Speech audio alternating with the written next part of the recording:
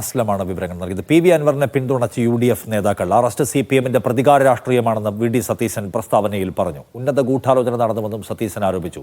ജനകീയ വിഷയം ഉയർത്തിക്കാട്ടിയ ഒരാളെ ഇത്തരത്തിലല്ല സമീപിക്കേണ്ടതായിരുന്നു PK കുഞ്ഞാലിക്കുട്ടിയുടെ പ്രതികരണം. അല്ലാതൊരു തെറ്റായ നടപടിയാണ്. ഒരു കേസെടുത്താൽ MLA നോട്ടീസ് കൊടുത്താൽ പോലീസ് സ്റ്റേഷനിൽ ഹാജരാകും. അതിന് 10-100ലധികം പോലീസുമായിട്ട് രാത്രി ചെന്ന് MLA-യുടെ വീട് വളഞ്ഞ് അറസ്റ്റ് ചെയ്യേണ്ട ഒരു സാഹചര്യവും അവിടെ നിലവിലില്ല. അപ്പോൾ അത് മുഖ്യമന്ത്രിയെയും മുഖ്യമന്ത്രിയുടെ ഓഫീസിലെ ഉപജാപക സംഘത്തിനെയും വിമർശിച്ചാൽ എന്തും ചെയ്യും എന്നുള്ളൊരു മെസ്സേജാണ്.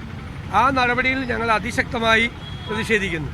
ഒരു ജനപ്രതിനിധി പ്രക്ഷോഭം നടത്തി. ആ പ്രക്ഷോഭത്തിൽ ഏതാനും പേര്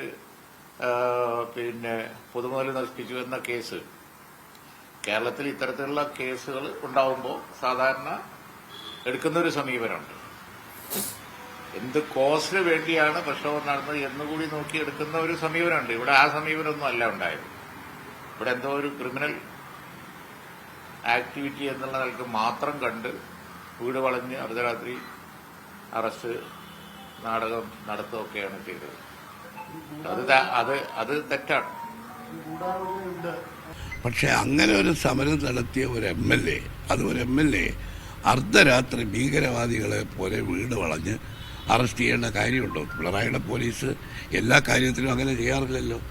ഞങ്ങളോട് കാണിക്കുന്ന അതേ ക്രൂരത പ്രതിപക്ഷത്തിലെ നേതാക്കന്മാരോട് പ്രവർത്തകരോട് പോലീസ് കാണിക്കുന്ന രാഷ്ട്രീയ പ്രതികാര നടപടിയാണ് ഇക്കാര്യത്തിൽ പി.വി. അൻവർ MLA-യോട് കാണിച്ചത്. പി.വി. അൻവറോട് അവർക്ക് രാഷ്ട്രീയമായ ശത്രുതയോ പ്രതികാരമോ ഉണ്ടാവാം.